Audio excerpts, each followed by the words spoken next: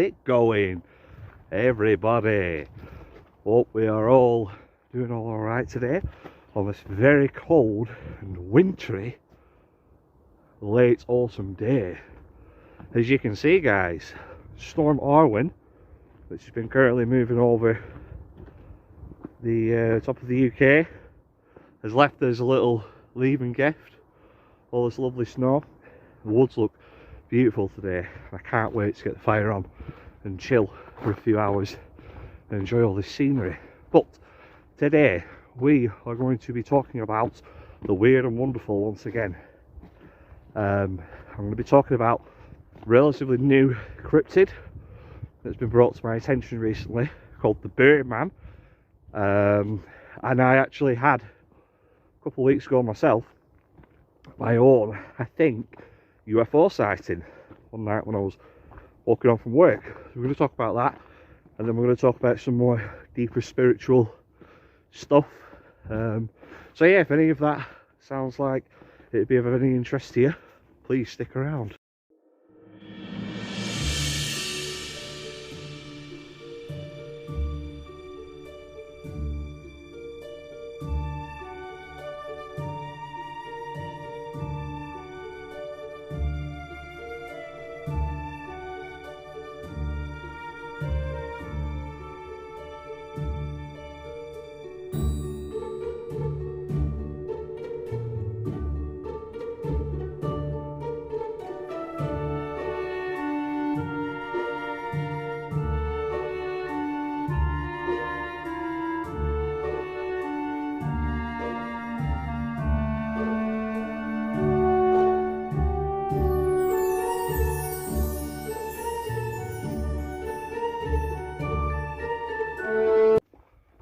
So as you can see, guys, like I say, we've had a bit of a cold snap and all this snow has arrived.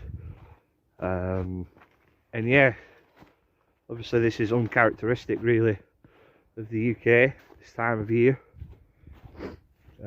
Certainly the last, I'd say 10-12 years, it's rare that it snows this early into, well, obviously we're in late autumn now. It's very, very rare that it snows at this time of year. We usually, these days, we have a very mild December. Okay, just one second, guys. Look at this view. That is beautiful.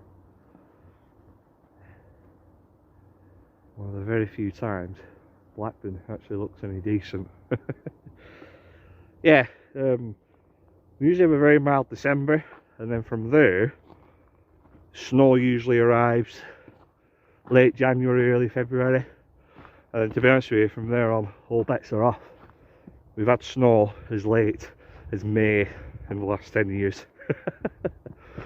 So yeah, but we've got it here today, and I'm under the impression it's the rain later on this afternoon, and you can actually tell because the snow is starting to thaw a little bit. So yeah, we'll see what happens. So just while we're on our way to the new shelter, we'll have a little talk about this Bearmen. It's a new cryptid that I've been made aware of. And here in Lancashire, in the UK, we do have quite a notorious individual cryptid that's gaining quite a reputation, and it's called the Beast of Winter Hill. Now, Winter Hill is over Bolton Way, and anybody that's from around Lancashire who watches my videos will know the great big red antenna that sits on top of the hillside. It's iconic really in our little county. And yeah, people have been reported seeing a werewolf type creature, or a dogman as we know them, and that is the Beast of Winter Hill. And my good friends Mick and Caroline, I'm under the impression you guys have had some sort of auditory interaction with this creature. Correct me if I'm wrong there, but quite recently Mick and Caroline went to interview a witness who had seen a creature back in the summer, been driving down a country lane with his child, and in the adjacent field, so his right or left hand side, he saw a large monstrous creature running across this field full belt. But the way he described it, it didn't sound very lanky and lean like what you would typically hear of a classic dogman description. It was said to be very robust, very animal-like, and it had like a bit of a pug-like face. I think I'm right there. Anyway, a couple of people on the Facebook pages that I'm on, you know, this community of cryptid enthusiasts that I'm a part of, they've suggested it could be a bearman. Now this again was quite an alien word to me, not pun intended. It's off the buildings now. Stunning. Yeah, not a word I was familiar with, bearman, so I've done a bit of more research on it, and I'm actually quite surprised. It is actually something I have come across before, you know, when I've been going down the proverbial rabbit hole, as it were. Just something I forgot about. So I do remember watching a very good video on YouTube a while ago by Bob Gimlin, who, you know, if you've not checked his channel out, I'd highly recommend it. It's not the Bob Gimlin from the Patterson-Gimlin film in the 60s. It's a younger gentleman like myself. He's American or Canadian, I'm not really sure which one. And yeah, he does some very, very in-depth breakdowns of legendary cryptid stories. And one of them was about a bearman that came from Western Kenya, Uganda in particular, and it was called the Nandi bear. I think that's right. It's either Nandi or Gandhi. No, Nandi, definitely Nandi. Yeah, a Nandi bear, and it's some sort of gigantic, terrifying, carnivorous hybrid creature. It's a hybrid of a bear, an ape, and a baboon. And I find a lot of the pictures I've seen of it, it's very reminiscent of hyena. It has a very sort of hyena type shaped face, and I find that quite interesting. Because of course this gentleman who has seen, you know, this creature here in the UK, he's described it as having a pug-like face. So obviously a pug's a dog. Is that a coincidence? I'm not really sure. But yeah, like, obviously, could this be the Beast of Winter Hill? You know, is that what we're looking at here? Now, when people say bearman, I just get images of Zool from Ghostbusters, you know, the demonic, horrible, hairless dog chupacabra thing. And I'll tell you something.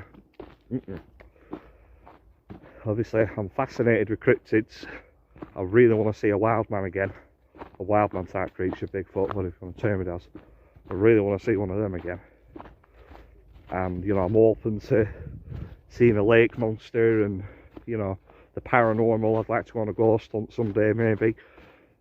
But I'll tell you something, if I were out here, knocking out here at night time, you know, doing some bushcraft and wild camping, I would not like to see something that looked like either Zool or, you know, the Nandi bear, dogman type, bearman type creature, I should say.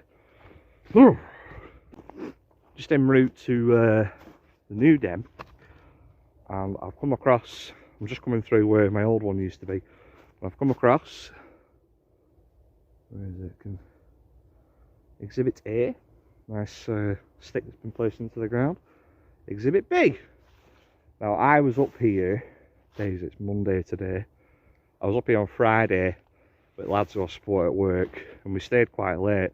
We stayed till gone 4:30 and it was going dark, and I was showing them, there was actually another one of these near my current shelter, and I was just showing them. And one of the lads who I support is very, very good at maths, and it's quite a logical lad, and he couldn't explain, he said there's definitely no way these twigs that you find in these branches wedged into the ground, there's no way that they've fallen from a tree and then, you know, just gone straight into the ground like a javelin. They're too light. Look at this one here. I'm always very, very cautious pulling these out. That Sorry guys. You know, like we always try and encourage each other to be skeptical on things like this. That has not been done by a squirrel or a deer or a fox. You know, wildlife that you would find up here. So it's either been done by a person, which it could very well have been my lads coming up here over the weekend and putting them into sort of take the mickey out of me. I won't be surprised at that. It's either that, or it's something that has opposable digits and can actually manoeuvre and manipulate twigs and saplings. And we all know there's only one cryptid around here that passes through these parts that is known for behaviour like that. The red-haired yeti. Tell you what guys, no greater sight than that at this time of year up in the woods. Nice lovely fire getting going. So yeah, another thing I wanted to talk about today was what I think was a potential UFO sighting that I had a couple of months ago. And I didn't really say anything about this at the time because I still don't even really know to this day, you know, to this day, making it sound like it was years ago. I don't know at this exact moment in time what it was that I saw, but by definition, a UFO is an unidentified flying object. An object that flies in the sky that we don't know what it is. Ergo, what I saw was a UFO.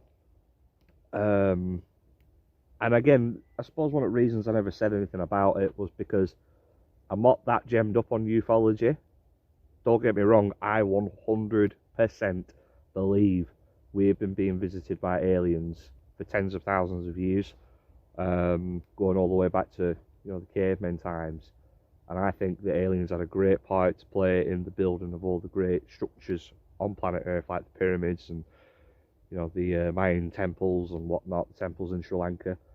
But it's like I say, it's just my area of specialism in cryptids is more the paranormal, I should say, is animal-based cryptids like Bigfoot, big cats in the UK, lake monsters, etc.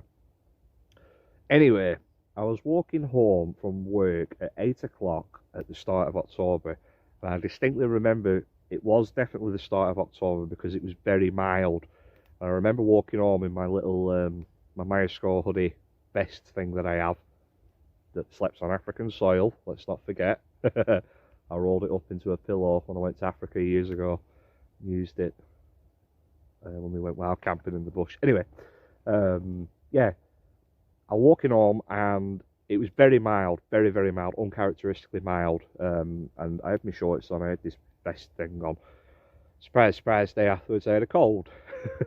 But it was one of those mild, still evenings where the sky was clear, but there was a couple of pollution, browny, you know, dull orange clouds looming about. And I was walking home, I was about halfway home, I was just coming up this rise, this main road rise, and then you turn left at a roundabout and you go past this residential home, and then it's like a shortcut back to where I live. And, you know, I just looked up for a split second, and this was so low to the ground, you know, I'm talking 100, maybe 200 feet off the ground. And I did a quick Google search this morning to try and find images of anything that was similar to what I'd seen, and I was actually quite surprised. It was this pure white light. It was like a blob, like a little tic tac, and it shot off, you know, ahead of me. And I only caught it at the corner of my eye because of how bright it was. It was only small. It wasn't very big. And it shot off at a speed. It was silent. It was so quiet. And one of these, like I say, these ugly, dull orange clouds that you get from light pollution, it went behind that, and it didn't come out the other end. I was like, what the frig was that? That was so strange. I was really scratching, and UFO wasn't the first thing that came to my mind. I know that's hard to believe, given all the strange stuff I believe in, but it wasn't the first thing I thought of. You know, I was thinking maybe it was a drone, but there was no noise. It was too low to be obviously an aircraft, because again, that surely would have made noise. It was silent when I saw. Excuse me. Yeah, I don't know, it's really, really strange. But if it, obviously, people who watch my videos, if any of you have seen anything similar to this, who could maybe extend an opinion forward as to what it was that I might have seen, please let me know. And it also wasn't a Chinese lantern as well, before anybody asks, because obviously they're lit by candles and they float, they don't move in a horizontal motion very fast. So yeah. Another thing that I wanted to talk about today was the spiritual shift that I believe is coming very soon between our world and the spirit realm. And I've had a few good discussions about this with a few people. One of them, of course, being Deborah Hatswell, who I'm sure people who watch my videos know Deborah by reputation alone. I like to call her the fairy godmother of the British Bigfoot world. And hopefully if she's watching this, she'll understand. I mean, that is a term of endearment, but she's someone who I've met up with, I've met a few times now, and we're on very similar brainwaves when it comes to this sort of subject pertaining to Bigfoot and cryptids and, you know, the spirit world and what have you. And we've had this talk that we believe that a shift is coming soon, where the figurative invisible veil between our world and the spirit realm is going to be lifted very soon. And you know, you hear about it with people who take psychedelic drugs, that they are, you know, like when they're hallucinating and what have you, when they're taking LSD or acid, that they see the spirit world. The veil is basically lifted because of these psychedelics, and that's why they have such profound experiences, which I find very interesting. But yeah, you know, a shift I wouldn't necessarily say is the end, but of course, as we know, faiths from all around the world have their own belief systems about what the end of the world will look like. Of course, Christians believe, you know, it's in the book of Revelations in the Bible, that the end of days will arrive and there'll be a great battle between God and Satan.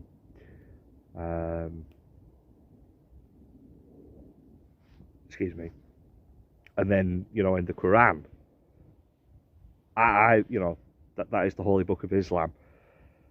And I actually work, a couple of my colleagues at work are Muslim, and I've had a couple of good discussions with them about this as well, what they believe the end of the world will look like. And to them, you know, within Islam, Muslims, they believe that, you know, they believe in God, they believe in Jesus, they believe he was a very holy man and he was a prophet, and that also they believe in the Bible. They not necessarily believe in the Bible, they acknowledge the Bible, but they believe that the Quran is the true holy book, that is the word of God. And if anybody ever tries to change the Quran, tries to edit it as the Bible has, you know, been edited throughout time, that is when Allah will usher in the end of the world and say enough is enough. Now, me as a spiritualist, what I believe is that there is our world, the present world, and that there are multiple dimensions across the universe, and this is where aliens come from, potentially where Bigfoot comes from and other unusual cryptid creatures.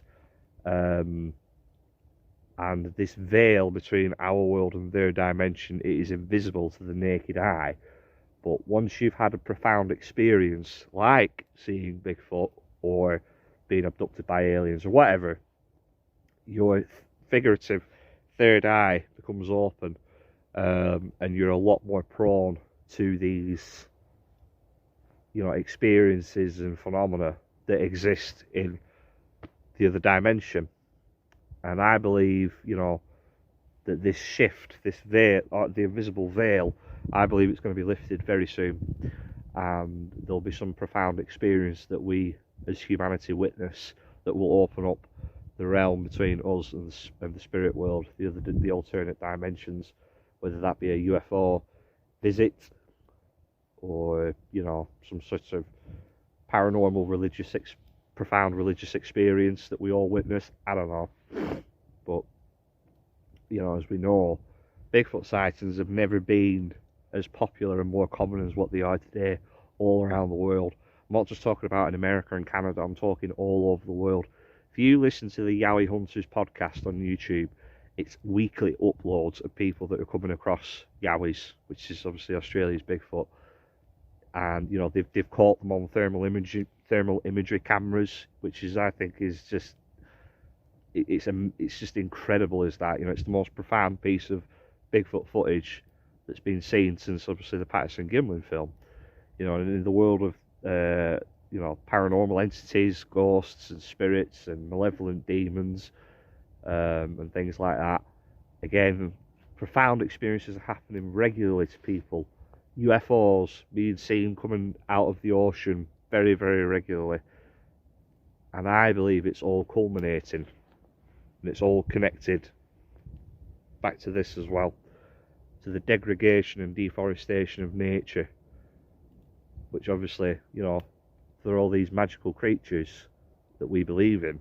This is their home, and with the degradation of it, I don't want to say a fight or a war or anything like that is going to happen. I don't think that would ever occur personally, but I think there's going to be some sort of reveal to us as humanity that there is obviously more to the world than what we realise. So yeah, deep thoughts, guys. This is the prime location, guys. Right next to the fire.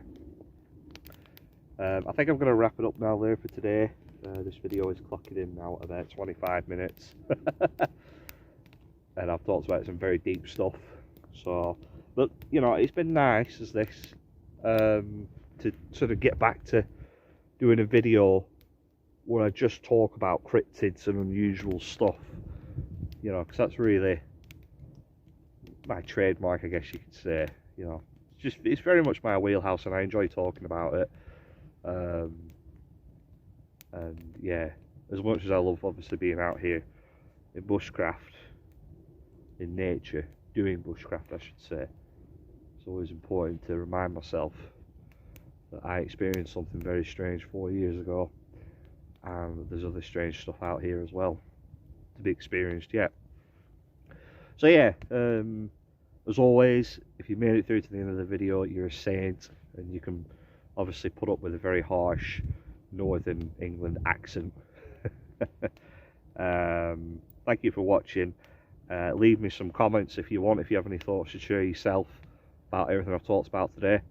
Share the video on social media if you want to.